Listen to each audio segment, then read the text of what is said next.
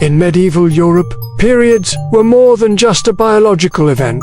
They were seen as spiritual, moral, even magical. But how did women manage menstruation in an era with no pads, no privacy, and far too much superstition? Let's peel back the layers of shame, science, and survival.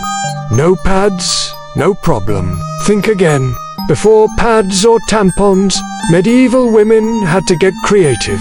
Some stuffed cloth scraps called rags into their undergarments. But for poorer women, even cloth was a luxury.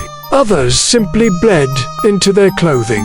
Yes, really, layers of wool skirts soaked it up. Uncomfortable? Absolutely. But it was that or nothing. The belt of misery. For those who had access to basic tools, a menstrual belt was sometimes used. Made of cloth, leather, or twine, it was tied around the waist to hold absorbent material in place. Think of it as a medieval version of period underwear without the comfort.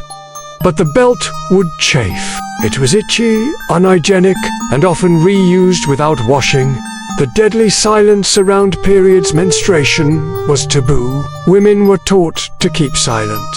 In some monasteries and noble households, talking openly about a period could get a woman punished or worse. Accused of being unclean or even a witch, the church claimed that menstrual blood could wither crops or spoil meat. Yes, your period could literally get you accused of being evil. Medical madness. What did they believe? Medieval medicine believed that menstruation was a form of detox. Doctors thought women's bodies purged blood to balance the humors. Too little bleeding. You were at risk of hysteria. Too much bleeding. You were possessed. The cure? Leeches. Or worse, burning herbs near the womb. Witchcraft, blood, and fear. Some believed menstrual blood had magical powers, both good and evil. Superstitions claimed that a woman's period could ward off demons, but also attract the devil.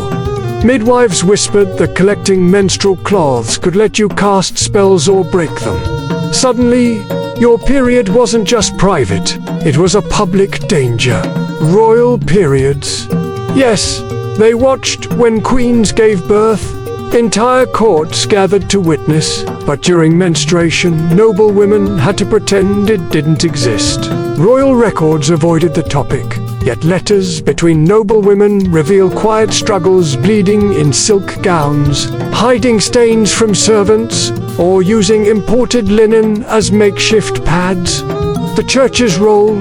Sin or science? The Catholic Church both condemned and tried to explain menstruation. Women couldn't receive communion during their periods. Some priests advised them not to enter churches at all. In one sermon, a bishop said, "A menstruating woman must be like Merisilon, suffering and invisible." Natural remedies and folklore. To stop heavy bleeding, women were told to drink boiled toad's blood, wear amber beads, or tie herbs around their waist to bring on delayed periods. They might sit over hot ashes or chew bitter roots. One record tells of a noble woman who danced for hours around a fire, praying to the moon for her cycle to return. Menstrual blood as medicine. Yes, you read that right. Some medieval doctors believed that menstrual blood could heal wounds, cure epilepsy, or make men fall in love. Powdered cloth from a woman's period was mixed into tonics. Others feared it could curse a man forever. The darkest legacy, perhaps the saddest truth, is that menstruation made women vulnerable spiritually and physically. In witch trials, many accused women were the blood, once sacred in some cultures, had become evidence of darkness. The legacy, centuries of shame. The scent of blood and the invisible fear in the foul stench of rotting waste and moldy straw that filled medieval towns. Menstrual blood wasn't just a hygiene issue, it was feared as a curse. People believed that merely smelling the scent could blind a child or drive a man insane. Women on their periods were forced to wear necklaces made of herbs, garlic, or even rat bones to mask their unclean body odor. Some documents even claimed that if a menstruating woman entered a chicken coop, the hens would stop laying eggs. Strange and dangerous remedies to treat irregular menstruation, women turned to remedies that would horrify modern science.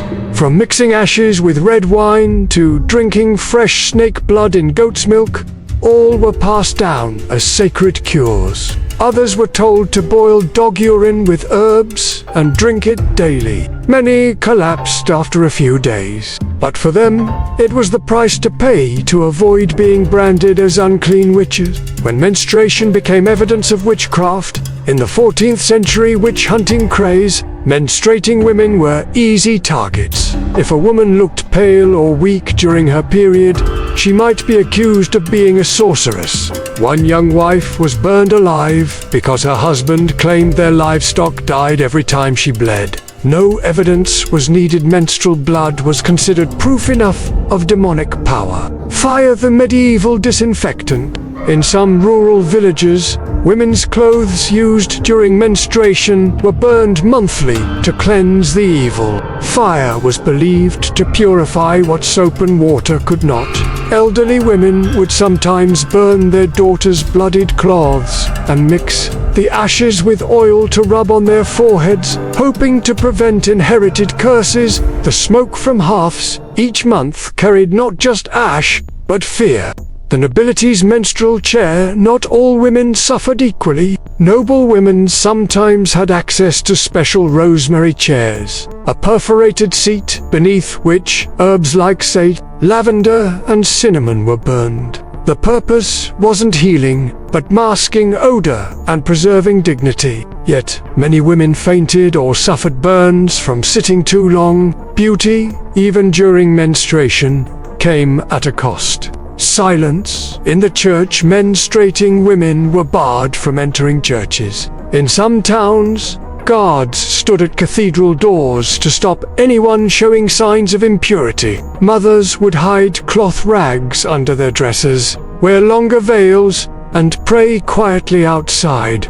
Religion gave them no space for pain. Suffering had to remain silent. Shame passed down through generations. Women were forbidden to talk about menstruation even to their own mothers. A young girl experiencing her first period would panic in isolation. No one prepared her. Some were punished for thinking they were possessed. Each monthly cycle began in fear, generation after generation. One French nun once wrote in her journal, "I weep in silence every month, but God does not hear me." The final chapter, and a message from the past. Thankfully, we live in different times now, but the shadows of the past still linger. The shame, the silence, the ignorance. Menstruation is still taboo in many places. If you've made it to the end of this story, perhaps you understand menstruation is not a curse. It is not a sign of sin. It is the proof of life. If you believe these forgotten stories deserve to be told, don't forget to hit like and subscribe. Let's ensure that every woman, in every era, is seen, heard, and respected.